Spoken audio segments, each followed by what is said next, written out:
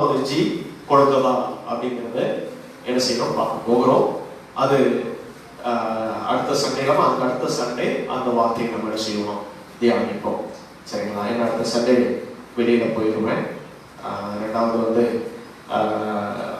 நம்முடைய அந்த கல்கொண்ட சபைக்கு திருவிருது ஆராதனை இருக்கிறது, அதனால அங்கே கடந்து செல்ல வேண்டும். சரிங்களா?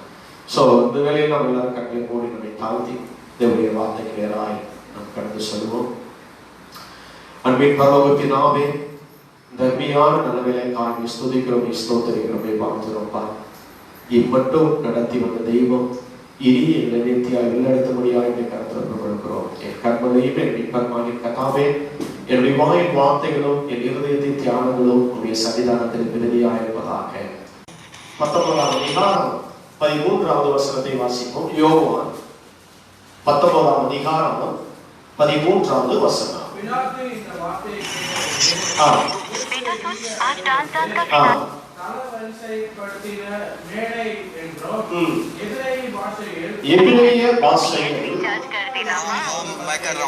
கபத்தா என்று சொல்லப்பட்ட இடத்திலே நியாயஸ்தானத்தின் மேல் உட்கார்ந்தார்.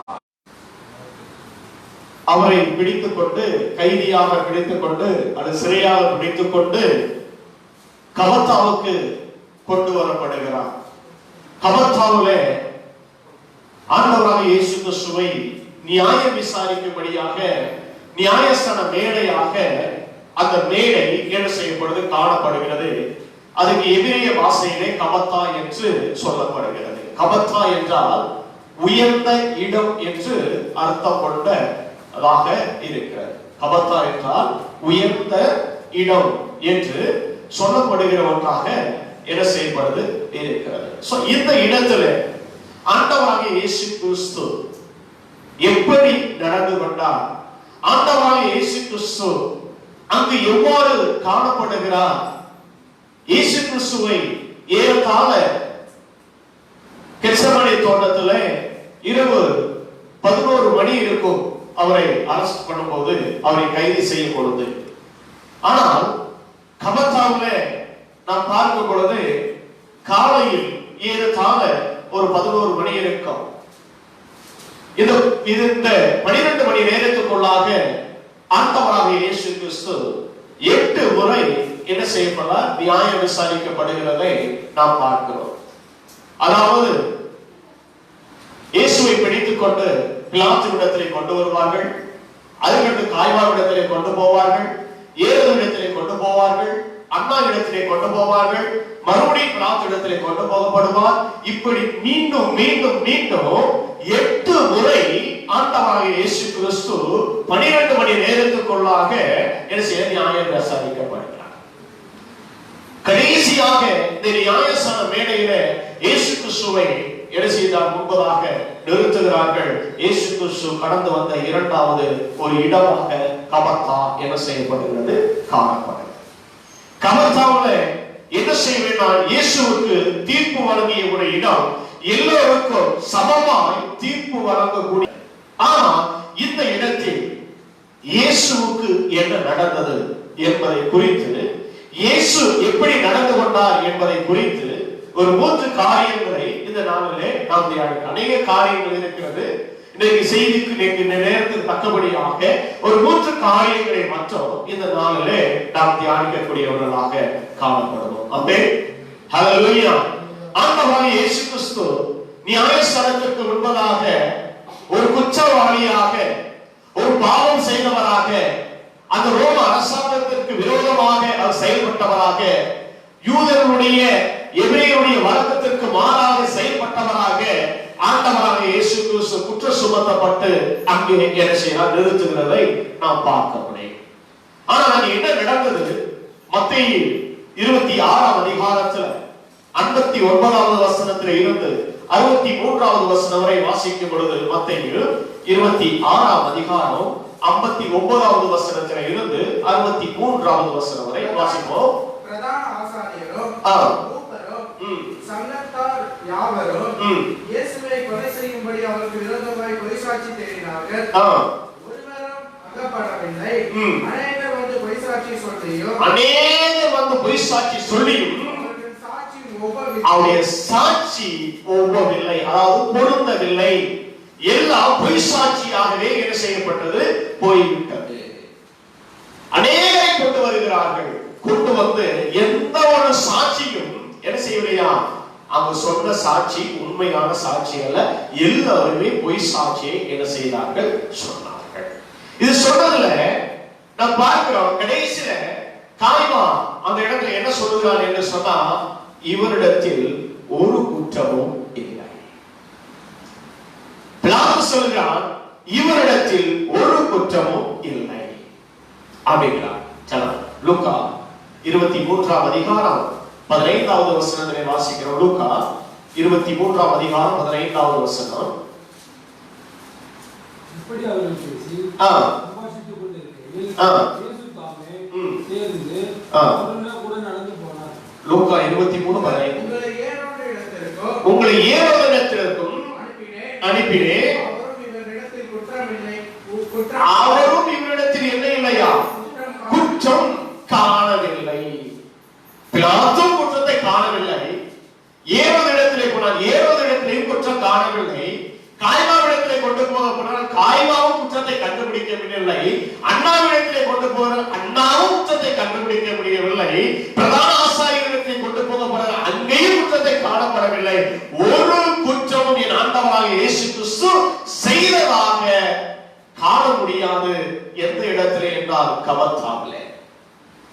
ஏனென்றால் என் ஆண்டவராக இயேசு கிறிஸ்து அதற்கு முன்பதாகவே என்ன செய்தார், சொல்லி இருந்தார், அவர் ஒரு பாவம் செய்யவில்லை, அவருடைய வாயிலே வஞ்சனை கூட காணப்படவில்லை என்று அவரோடு கூட இருந்த பேதுருவும் சொல்லி இருந்தார். 1 பேதுருல 2ஆம் அதிகாரம் 22வது வசனத்திலே வாசிக்கிறோம். 1 பேதுரு 2ஆம் அதிகாரம் 22வது வசனத்திலே வாசிக்கிறோம். அவர் பாவம் செய்யவில்லை, அவருடைய வாயில் வஞ்சனை காணப்படவும் என்ன செய்யப்பட்டது இல்லை. ஏனென்றால் என் ஆண்டவராக இயேசு கிறிஸ்து கபத்தாவிலே நிற்கும் பொழுது ஒரு குற்றமும் அவர் செய்யவில்லை, ஒரு பாவமும் செய்யவில்லை, ஒரு மீறுதலான காரியம் செய்யாதவராய் குற்றமற்றவராக கபத்தாவிலே என் ஆண்டவராக இயேசு கிறிஸ்து என்ன செய்தார், நின்று கொண்டிருந்தார். கபத்தாவிலே நியாயம் விசாரிக்கிறார்கள். ஒவ்வொருவருடைய நியாயம் விசாரிக்கும் பொழுதோ யாரும் சொல்ல முடியவில்லை, இவர் குற்றவாளி என்று தீர்ப்பு சொல்ல முடியவில்லை. இயேசு கிறிஸ்து ஊழிய நாட்களிலே தன்னை பற்றியே கேட்டார். உங்களில் யார் என்னிடத்தில் பாவம் உண்டு என்று சொல்லக்கூடும் என்று கேட்டார். யோவான் 8ஆம் அதிகாரத்திலே 46வது வசனத்தை வாசிக்கிறோம். யோவான் 8ஆம் அதிகாரம் 46வது வசனம். என்னிடத்தில் பாவம் உண்டு என்று உங்களிடத்தில் யார் என்ன செய்வது, சொல்லக்கூடும், குற்றப்படுத்தக்கூடும். யாராலும் என்ன செய்ய, இயேசு கிறிஸ்து வாழ்ந்த நாட்களிலேயும் சரி, அவர் ஊழியம் செய்த நாட்களிலும் இருந்து சரி, கபத்தாவிலையும் சரி, என் ஆண்டவராக இயேசு கிறிஸ்துவை யாரும் குற்றம் சொல்ல முடியவில்லை. ஏனென்றால் அவர் குற்றம் செய்யாதவராய், மாசற்றவராய், அவர் பிழையற்றவராக என் ஆண்டவராக இயேசு கிறிஸ்து எல்லா இடத்திலும் இருந்தார். கபத்தாவிலையும் அப்படித்தான் என் ஆண்டவராக இயேசு கிறிஸ்து செய்திருக்கிறார். பேதுரு சொல்லும் பொழுது குற்றமற்ற, மாசற்ற, விலையேறப்பட்ட ரத்தத்தினாலே நாம் மீட்டுக் கொள்ளப்பட்டோம் என்று சொல்லுவார். 1 பேதுருவிலே 1ஆம் அதிகாரம் 19வது வசனத்தை வாசிக்கிறோம். 1 பேதுரு 1ஆம் அதிகாரம் 19வது வசனம். குற்றமில்லாத மாசற்ற ஆட்டுக்குட்டியாகிய கிறிஸ்துவின் விலையேறப்பட்ட ரத்தத்தினாலே மீட்கப்பட்டீர்கள். என குற்றமற்றவராக, மாசற்றவராக என் ஆண்டவராக இயேசு கிறிஸ்து அந்த இடத்தில் என்ன செய்யலாம் என்று கொண்டிருந்தார். ஒரு குற்றமும் செய்யவில்லை, ஒரு பாவமும் செய்யவில்லை. எத்தனையோ சாட்சிகள், எண்ணுக்கணக்கான சாட்சிகளை, பொய் சாட்சிகளை கொண்டு வந்து நிறுத்துகிறார்கள். ஒரு சாட்சியும் ஒவ்வவில்லை, பொருந்தவில்லை, நிரூபிக்க முடியவில்லை. என் ஆண்டவராக இயேசு கிறிஸ்து குற்றவாளி என்று சொல்லி, அப்படி என்றால் அவர்கள் கபத்தாவிலே என்ன செய்திருக்க வேண்டும்? நியாயம் விசாரித்தவர்கள் அவர்கள் என்ன செய்திருக்க வேண்டும்? ஒரு குற்றமும் செய்யாத ஒரு நபரை என்ன செய்திருக்க வேண்டும்? விடுதலை செய்திருக்க வேண்டும். சரியான நியாயம் வழங்கியிருக்க வேண்டும். அப்படி என்றால் கபத்தாவிலே ஏன் இயேசு கிறிஸ்துவுக்கு நியாயம் வழங்கப்படவில்லை? குற்றவாளி என்று அவரை தீர்த்தார்கள், ஆனால் குற்றவாளி குற்றமற்றவராக இருந்தார். அவர் தண்டனைக்குரியவர் என்று தீர்த்தார்கள், ஆனால் அவர் தவறு செய்யவில்லை.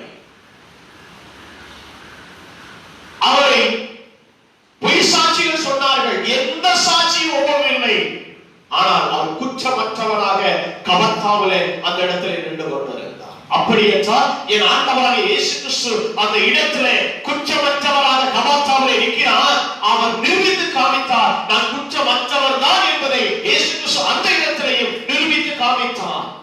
ஆனால் அங்க என்ன நடந்தது? என்ன நடந்தது? இயேசு கிறிஸ்துவை விடுதலை செய்யவில்லை. அவருக்கு சரியான ஒரு நியாயம் வழங்கப்படவில்லை. அங்கே ஒரு அநீதி நடக்கிறது. என்ன அநீதி நடக்கிறது என்று பாருங்கள், நன்றாய் கவனித்து பாருங்கள். அப்பொழுதுதான் நமக்கு புரிந்தது இயேசு கிறிஸ்துவை ஏன் கபத்தாவிலே விடுதலை செய்யவில்லை என்று தெரியுமா? அந்த இடத்துல இயேசு கிறிஸ்துவை விடுதலை செய்திருந்தால் நமக்கு அந்த இடத்துல விடுதலை கிடைத்திருந்தார். ஆமென், ஹல்லேலூயா. இயேசு கிறிஸ்துவுக்கு கபத்தாவிலே விடுதலை கிடைத்திருந்தது என்றால் நமக்கு விடுதலை கிடைத்திருக்காது. அதனால்தான் இயேசு கிறிஸ்து நமக்காக அந்த இடத்துல என்ன செய்திருக்கிறார்? குற்றவாளியாக என்ன செய்தார்? நிரூபிக்கப்படவில்லை, குற்றவாளி ஆக்கப்பட்டார். ஆமென். குற்றவாளியாக இயேசுவை நிரூபிக்கவில்லை, குற்றவாளி ஆக்கப்பட்டார். குற்றம் செஞ்சாலும் குற்றவாளி என்று சொல்ல முடியும்.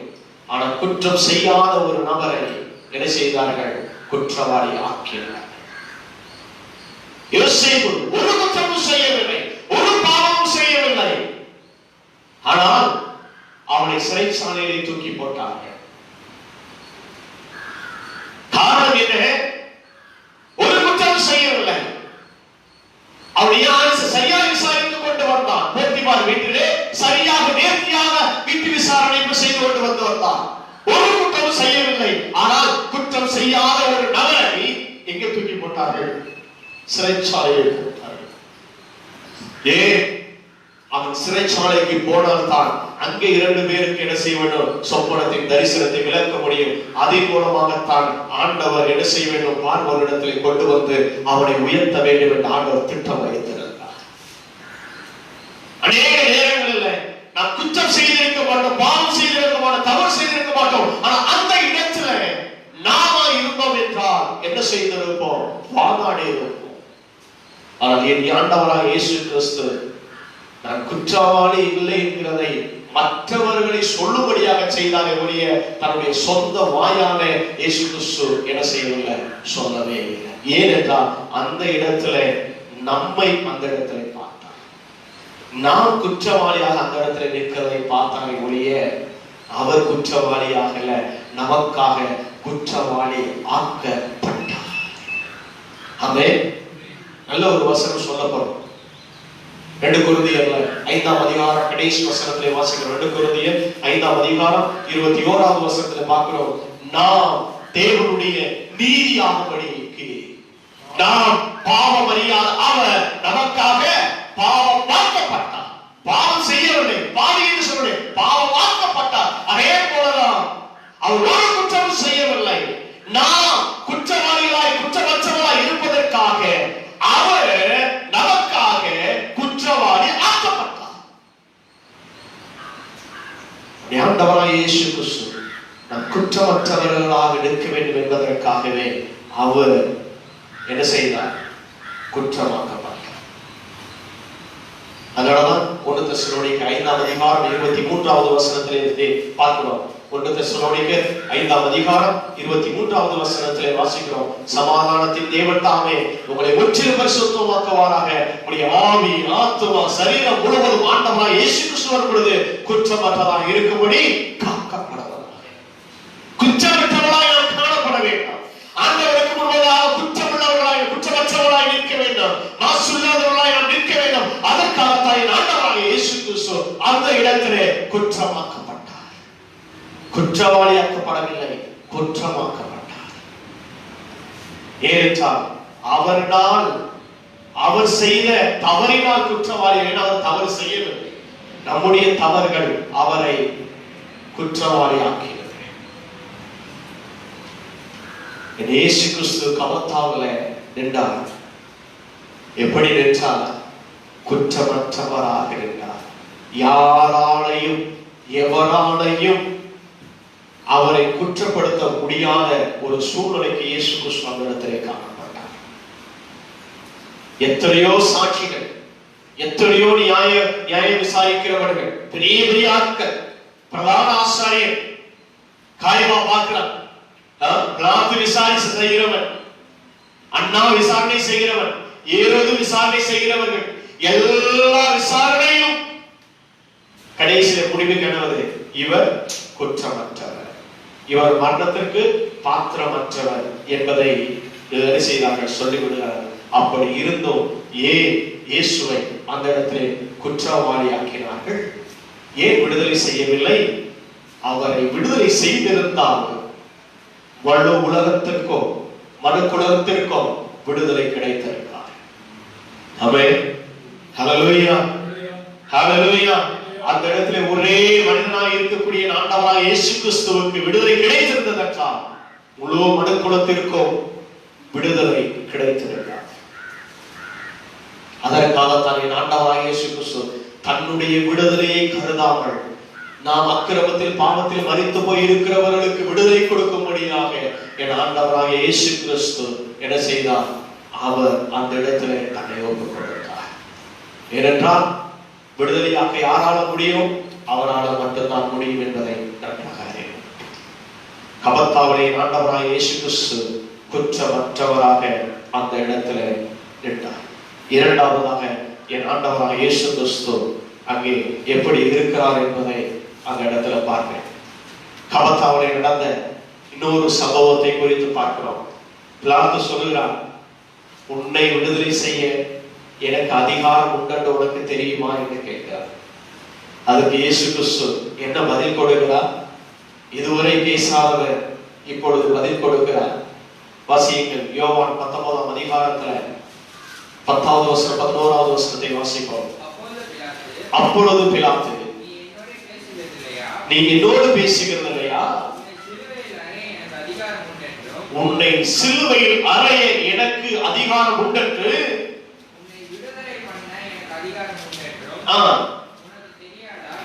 உனக்கு தெரியாதா என்றால் இயேசு அவனுக்கு பிரதியுத்தரமாக அவனுக்கு பதில் சொல்லுகிறார்,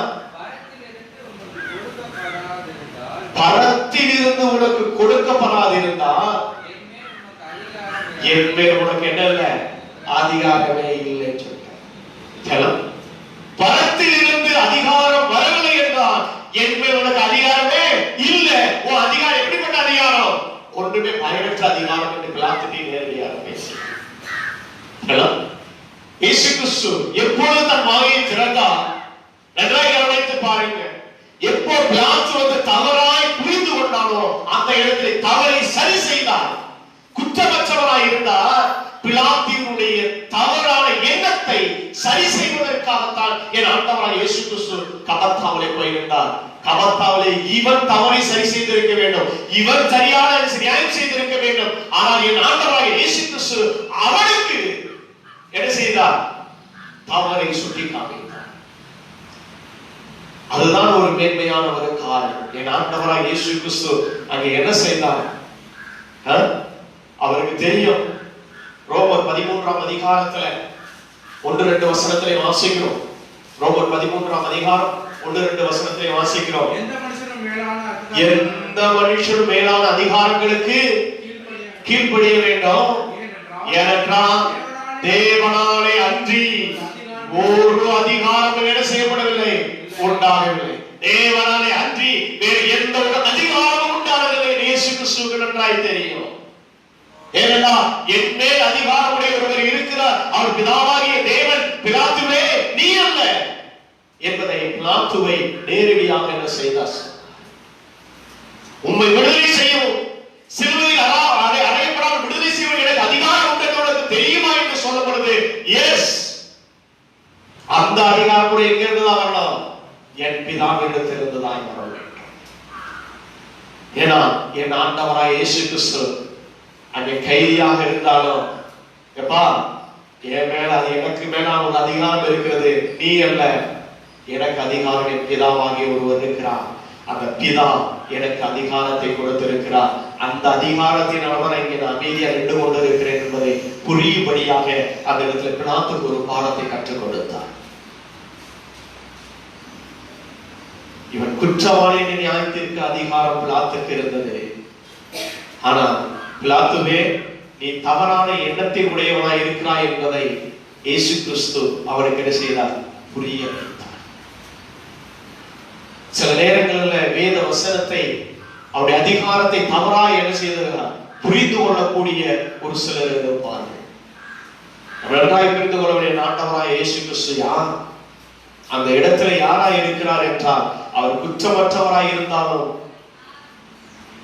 தேவனுடைய திட்டத்தையும் அதிகாரத்தை தவறாய் புரிந்து கொள்ளும் பொழுது அந்த இடத்துல எந்த இடமாய் இருந்தாலும் சரி, என் ஆண்டவராக இயேசு கிறிஸ்து சரி செய்கிறவராக, அந்த தவறை சுட்டி காட்டுகிறவராக என்னை ஆண்டவராக இயேசு கிறிஸ்து காண்பித்தார். ஒரு கைதியாக அந்த இடத்துல இருக்கலாம், குற்றவாளியாக அந்த இடத்துல நிற்கலாம். ஆனால் என் ஆண்டவராக இயேசு கிறிஸ்து ஒரு நாளும் தவறை கண்டு அவர் பின்வாங்கினதே இல்லை.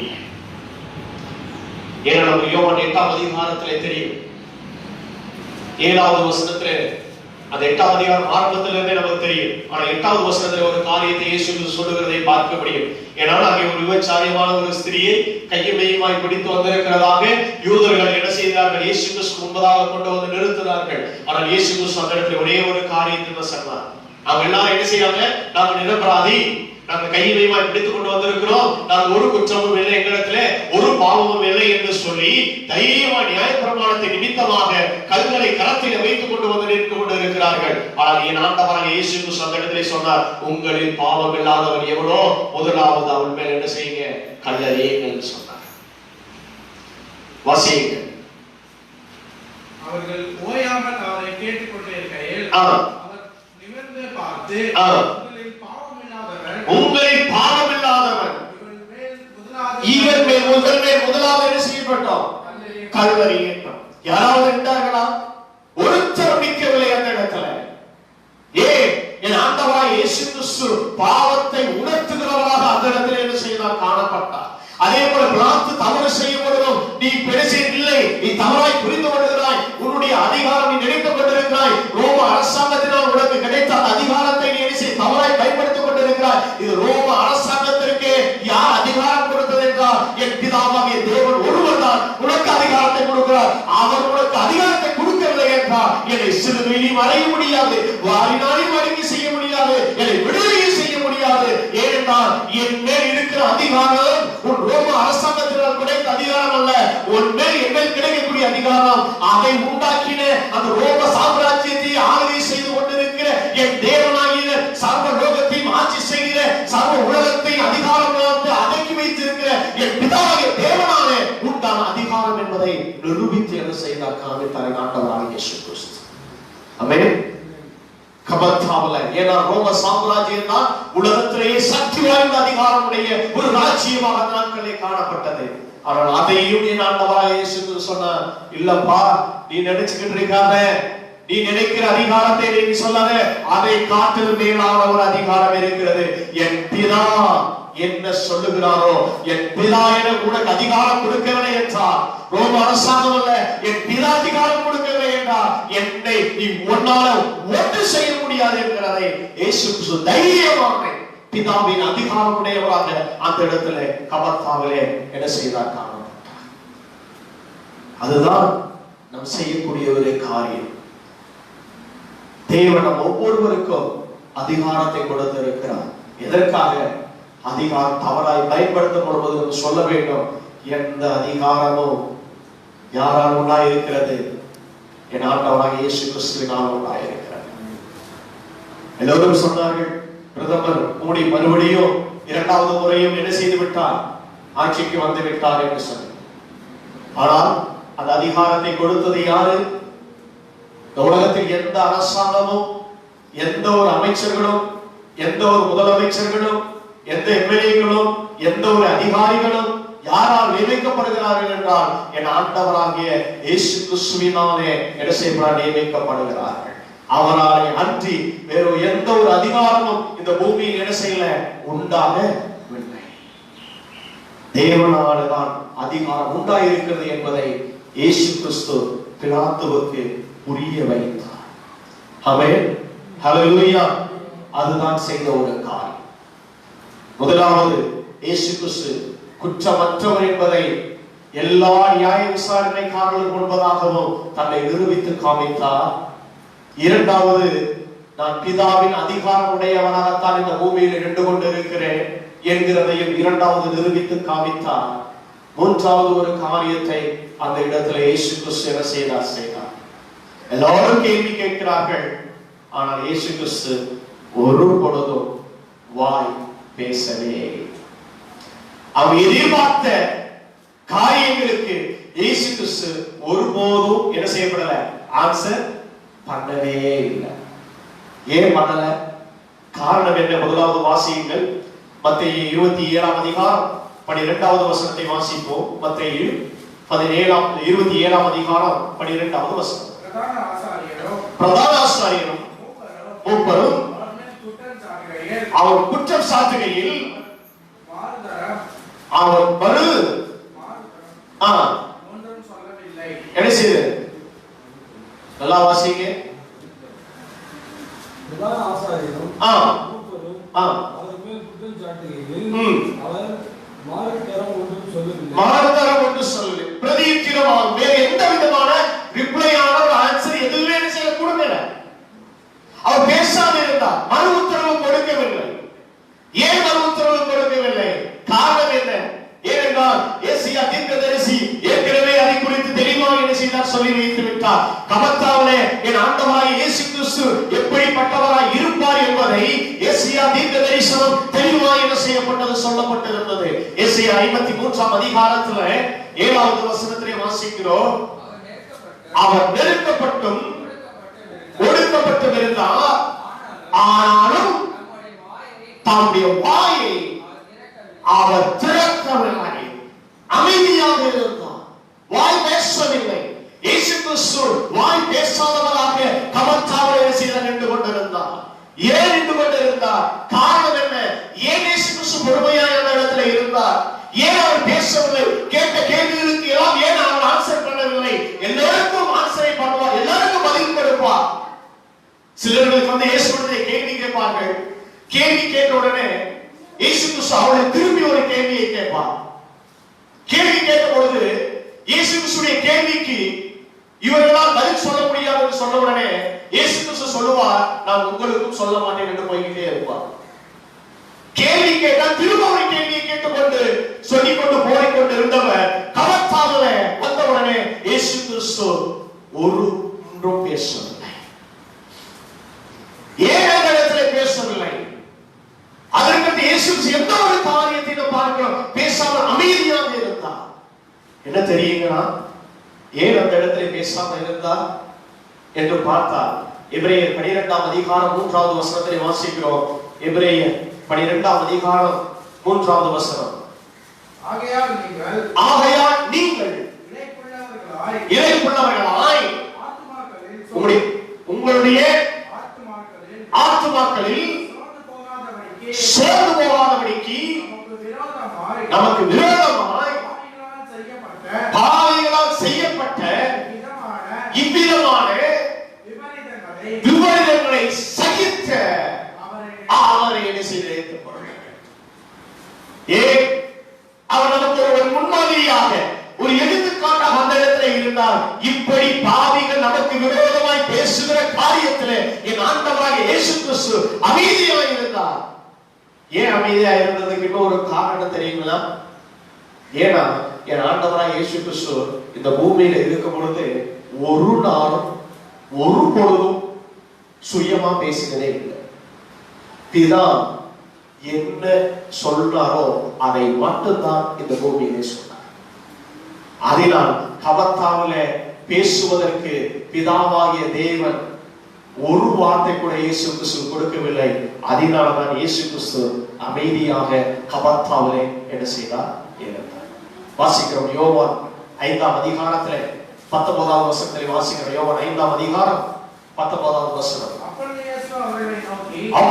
இயேசு அவர்களை நோக்கி மெய்யாகவே நான் உங்களுக்கு சொல்கிறேன், பிதாவானவர் செய்ய குமாரன் காண்கிறது எதுவோ அதையே அன்றி வேறொன்றையும் தாமாய் சுயமாய் எதையும் என்ன செய்ய மாட்டார், செய்ய மாட்டார். அப்படி என்றால் கபத்தாமலே என் ஆண்டவராகிய இயேசு கிறிஸ்து எதற்காக அமைதியா இருந்தார்? பிதாவின் வார்த்தை இல்லை அந்த இடத்துல பேசுவதற்கு, பிதாவின் சித்தம் அந்த இடத்துல இல்லை, பிதா எந்த வார்த்தை பேசுவதற்கு கட்டளையிடவில்லை.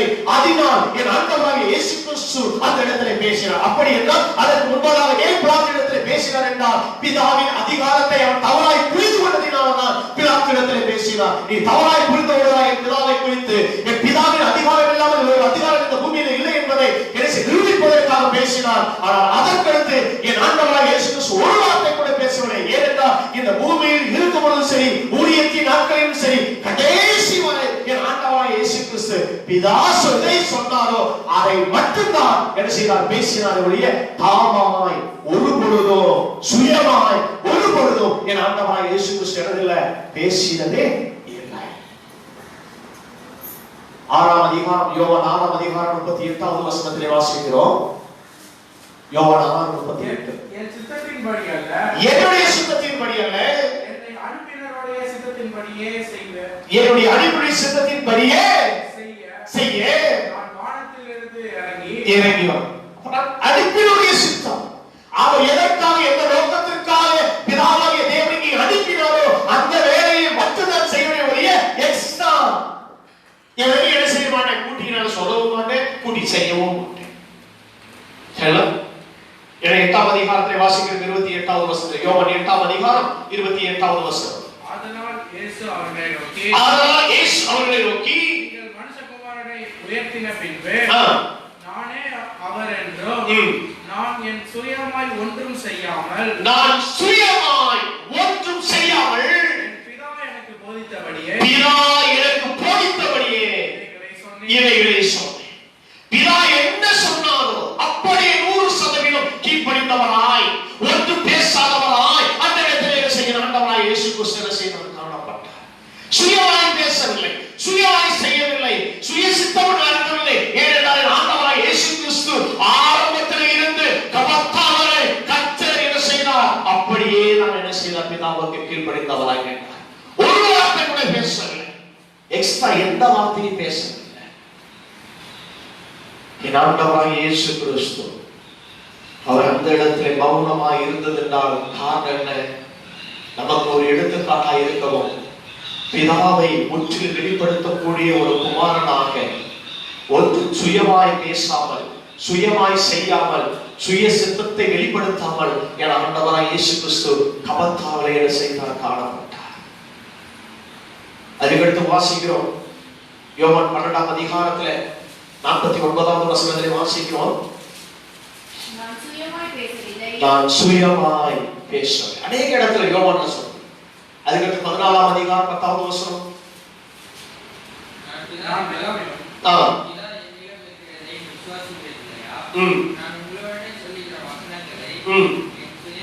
நான் சுயமாய் எல்லா இடத்திலும் இயேசு யோவான் அநேக இடத்துல 5ஆம் அதிகாரம் 6ஆம் அதிகாரம் 8ஆம் அதிகாரம் சரிங்களா, அதுக்கு 12ஆம் அதிகாரம் 14ஆம் அதிகாரம் இந்த அதிகாரங்கள் எல்லாம் பார்க்கும் பொழுது இயேசு கிறிஸ்து திரும்ப திரும்ப திரும்ப சொல்வார், நான் சுயமாய் ஒன்றும் நான் என்ன செய்ய பேசினதை.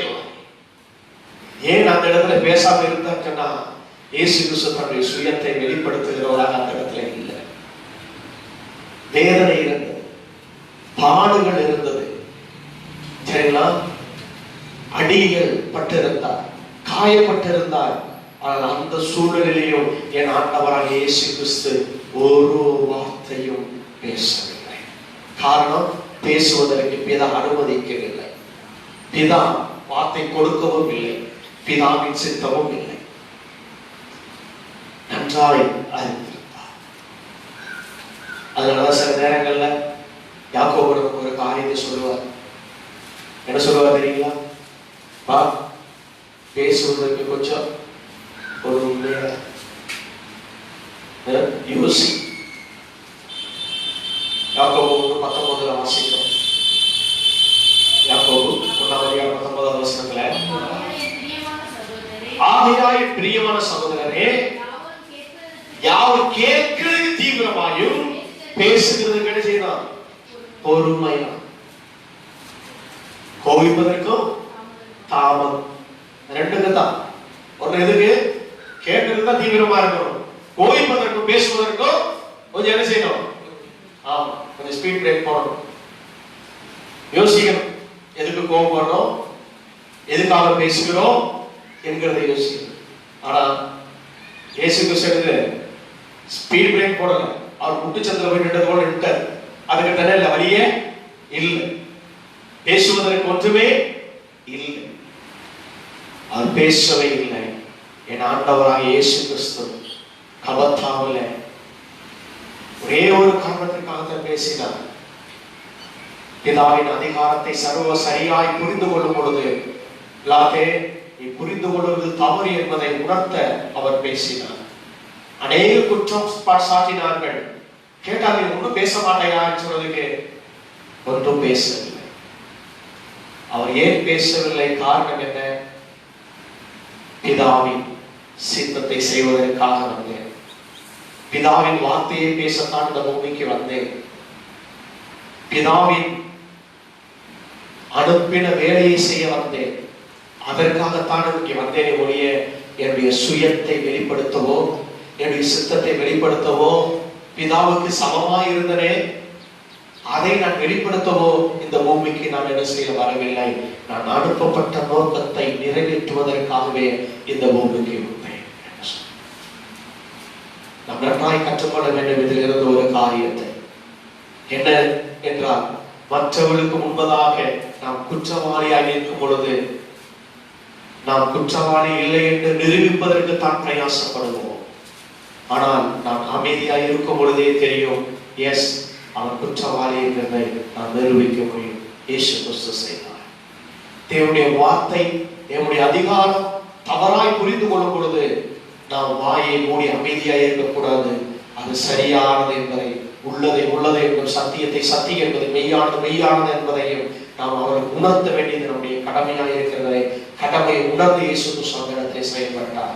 ஆனால் அதற்கடுத்து என் ஆண்டவராய் இயேசு கிறிஸ்து ஒன்றும் பேசவில்லை. எந்த ஒரு ஆன்சர் பண்ணல, எந்த ஒரு ரிப்ளை பண்ணல. காரணம், அவர் சுயமாய் ஒரு நாளும் பேசின தேவன் அல்ல. நன்றாய் புரிந்து கொள்ள வேண்டும். இதுதான் நமக்கும். கதையை சொல்லி செய்தி ஓட்டலாம், கட்டுக்கதையை சொல்லி செய்தியை ஓட்டலாம். ஆனால் கதையும் கட்டுக்கதையும் நம்முடைய ஆவிக்குரிய வாழ்க்கைக்கு அது பிரயோஜனம் இருக்காது. நம்ம ஆத்துமாவுக்கு அது பிரயோஜனமாக இருக்காது. ஏன்னா தேவனுடைய வார்த்தையானது ஜீவனும் வல்லமை உள்ளது. தேவனுடைய வார்த்தையானது நம்முடைய பாவத்திலிருந்து காக்கக்கூடியது.